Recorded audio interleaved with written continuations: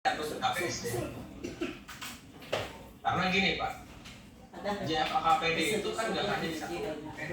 Kalaupun hanya satu OPD, tapi yang bertanggung jawab diberikan mandat pengelolaan SDM kan BKPSD, bukan bagian SDM di masing-masing OPD. Ini yang harus kita sepakatin dulu Pak. Apalagi kalau JFA-KPD-nya itu tersebar di beberapa OPD. Makanya kami setiap di Pemta 37 itu sekretarisnya itu dari unsur kepegawaian BKPSDM-nya. Gitu. Jadi koordinatornya bertanggung jawab di situ. Jadi nanti jadi anggota jadi sekretaris perangkat anggota. Kalau mau suatu struktur timnya itu yang sedikit orang tapi efektif, dimasukin aja nggak perlu. Jadi itu ya terkait siapa sekretarisnya. Kami di sini langsung BKPSD. Kalau nggak mau dipaksa. Ya masa BKPSD melepas tangan terkait keberlanjutan kelangsungan karir pegawai di Pemdanya. Emang di KPD bukan pegawai Pemda. Itu aja sih Pak ya. Kita straight to the point aja. Iya, jangan nanti misalkan ada 3 OPD punya JF yang ditunjuk bagian SDM-nya BPKAD. Nah kasihan dong, nggak fair nanti. Gimana dengan PD lainnya? Makanya sekretarisnya dari PKSDM. Terus terkait yang angka kredit subkoordinator itu dapatnya itu pengertiannya 25% bukan dari angka kredit dalam jenjangnya ya, tapi dalam 1 tahun. Jadi kan kalau muda itu kan 100 dalam 1 jenjang, berarti setahun minimal 25 ya. Berarti dapat 25% dari 25. Nah kemudian nanti nyambung juga ke pertanyaan dari Lombok Tengah. Jadi pada saat sudah naik jenjang atau naik pangkat, kalau KPD di restart 0 lagi, nggak diakumulasikan. Jadi setiap jenjang, setiap pangkat itu misalkan 3A atau 3B, dia tercapai 50, kita nolkan lagi. Jadi pada saat dia 3B 0. Terus naik jenjang dari 3B ke 3C dapat 50 dia kan. Naik jenjang berhasil dan jadi muda 0 lagi. Nanti 3C dia diminta 100 ya, selama 4 atau 3 tahun dapat 100, naik ke 3D 0 lagi. Kita riset. Makanya agak berbeda dengan kredit yang konvensional yang biasa. Izin Pak Raditya. Sebentar Pak, belum selesai Pak. Boleh Bu, seorang JF itu kompetensi yang dimiliki Bu. Jadi makin naik. Kalau yang pertama minimal bisa inventarisasi, identifikasi. Yang muda selain kemampuan pertama tadi kan ditambahin analisis. Nanti yang madya selain analisis sama yang tadi pertama tadi identifikasi sama inventarisasi harus bisa istilahnya memberikan rekomendasi. Nah nanti yang utama di kemampuan pertama muda madya ditambah sambil merancang kebijakan selain nanti teknik persuasinya juga kayak AKPD madyanya. Mungkin itu Bu ini. Dan pesan saya Bu ini Bu cepet ya Bu ya, formasinya diajukan kalau mau, apalagi kalau ada wacana perpindahan jabatan biasa dari pertama maupun yang pemuda ya, entah dari jabatan struktural maupun yang pangkat bulakannya sudah cukup. Pelaksana 3C 3D kan bisa jadi ahli muda. Iya Pak Radit. Terus kemudian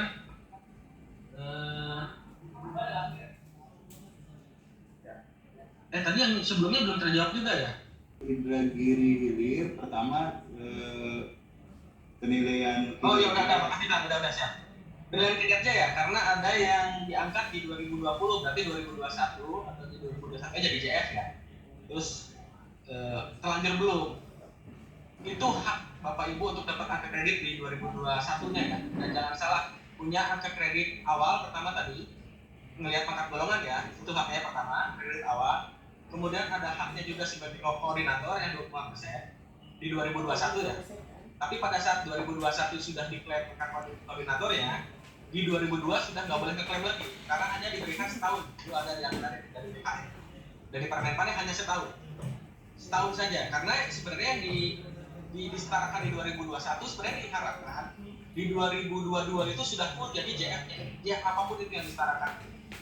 Jadi misalkan di 2021 jadi JF KPD sudah diangkat yaitu di 2021 yang bukan di Desember 2021, dia dapat hak kredit awal sama yang 25% tadi sebagai koordinator.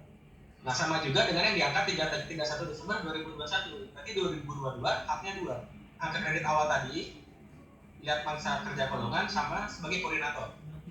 Nah Pak, kayaknya 2021 belum dinilai ya, kan 2022. Saran kami dibunyikan di diktum SK-nya. Tim penilai kinerja ini tugasnya itu adalah menilai kinerja di 2021 dan 2022. Ini win-win solution. Kita Kami bukan ngajarin yang gak benar segala macam, tapi kami sebagai pembina pengen semua hak dari JF KPD itu terpenuhi. Cari yang mudah, tapi 1 tahun sebelumnya kan enggak.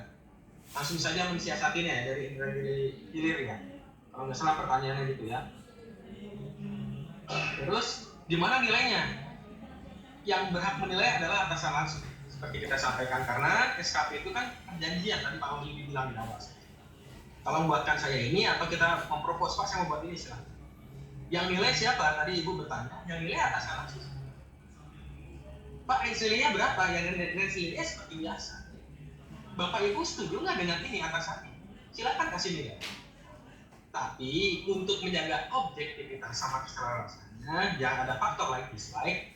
Kami mensyaratkan ada tim penilai kinerja. Jadi nggak hanya 1 orang yang menilai. Biar objektif ya. Jadi gitu Bu. Intinya karena jadi dinilainya gimana? Nilai hasil kerja Ibu silakan dinilai, tapi nanti tetap kayak ada sidang kan. Nggak serta-merta nilai itu hanya dari 1 orang. Jadi seperti itu ya. Yang nilai tetap atasan langsung, cuman ada bobot atau pertimbangan dari yang lainnya.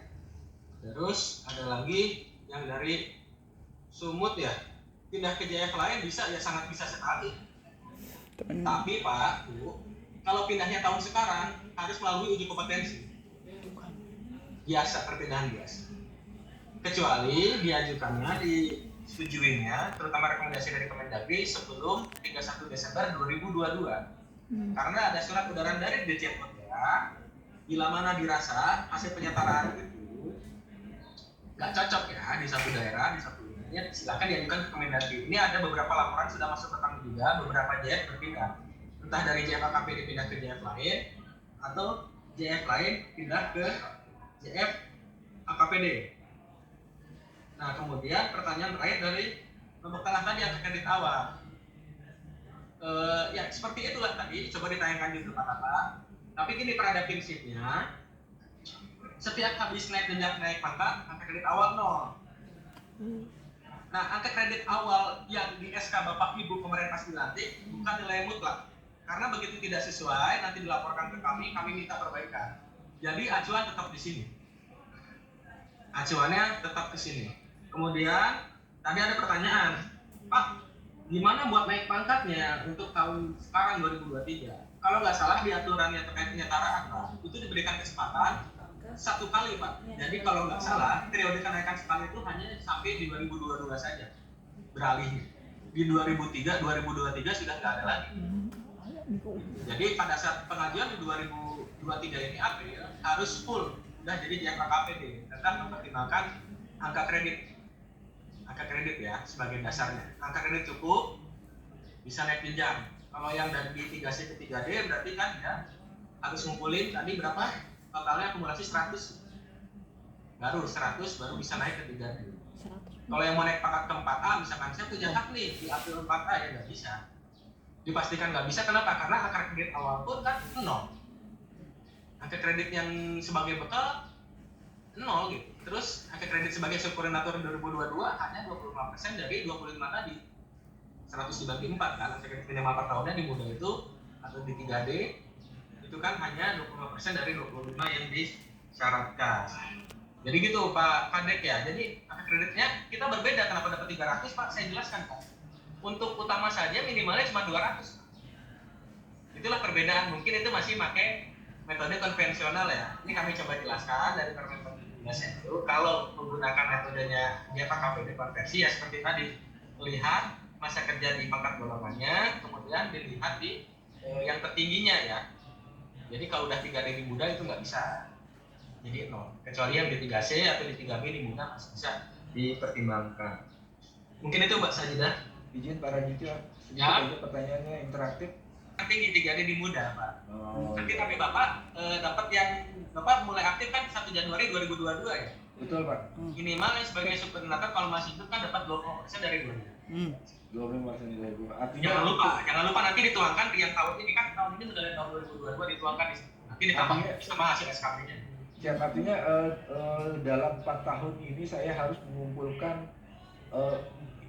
ketika ingin mau alih jenjang gitu 100 ya 100 ya, nggak perlu 200. Ya jangan, ngapain ini 100? Ya karena 100-nya di 3C sebenarnya ya, 3D-nya 100 gitu ya. Iya, begitu kan naik jenjang, kami kan di nol kan Pak. Dianggap 100-nya itu jadi nol Pak. Jadi kalau yang konvensional kan di bawah 100-nya, kalau kami tidak. Iya. Kan Karena ini 3D-nya nol. Ya siap. Karena ini apes banget ketika orang yang sudah 3D 4 tahun, ketika 3 tahun gitu ya, misalnya terus dilantik jadi AKPD artinya nol. Artinya dia minimal 3 tahun dia akan kerja supaya bisa ada jenjang dan naik pangkat gitu ya, Pak Radityo ya? Ya, saya nggak bisa komen Pak, selain bilang bersedih aja Pak. Memang Ya, siap. Terima kasih Pak Radityo. Bapak terkait tunjangan tadi, kalau dicermati lagi, ini kan sudah jadi suatu isu. Bapak Ibu kan acuannya dari Perpres itu kan harus mengacu ke Permendak. Kalau nggak salah sudah ada acuannya. Baik atas beban APBN ataupun APBD, seperti tadi kita sudah sama-sama sepakat, bukan ranah kami membahas ya, tapi memang diambil yang tidak merugikan. Dalam hal misalkan pada saat jadi JF itu lebih rendah dari waktu menjadi struktural, take home pay total ya, diambillah yang struktural. Tapi pada saat jadi fungsional ternyata lebih tinggi daripada struktural, tetap ngambil yang fungsional. Mungkin itu konsep dasarnya, saya nggak mau debat ya, itu kan nanti kebijakan masing-masing daerah beda dan saya nggak boleh mengambil itu di situ ya, karena bukan ranah saya, itu kan pengaturannya di APBD. Tapi intinya di PRS kalau mau dibaca lagi, ambilnya yang tidak merugikan. Memang pada intinya semua kebijakan diambil dalam pemerintah itu sedikit mungkin tidak merugikan, toh meskipun pada akhirnya kayak Pak Kadek tadi 3D dapat 0, Pak A dapat 0 ya, itu lain hal. Mungkin itu Mbak Sajida. Itu soal yang itu kemarin menambahkan yang disampaikan oleh Pak Radit tadi, karena teman-teman ini ya fokus juga untuk terutama yang memperoleh tugas sebagai subkoordinator ya, karena dari 25%. Nah, mungkin bisa dicermati Pak Ibu sekalian pengaturan di Permenpan 7 ya, karena di Permenpan 7 itu kan sekaligus menghapus peran sebagai core dan subcore. Tapi bagi yang sudah melaksanakan tugas sebagai koordinator atau subkoordinator masih dapat reward 25%, tapi di sana disebutkan kalau tidak salah itu kalau sudah melakukan tugas itu minimal 1 tahun. Nah itu perlu jadi perhatian Bapak juga, kalau belum 1 tahun misalnya 11 bulan atau 9 bulan ya artinya belum memenuhi kriteria untuk mendapatkan reward itu mungkin perlu jadi pertimbangan. Makasih Mbak Sajida.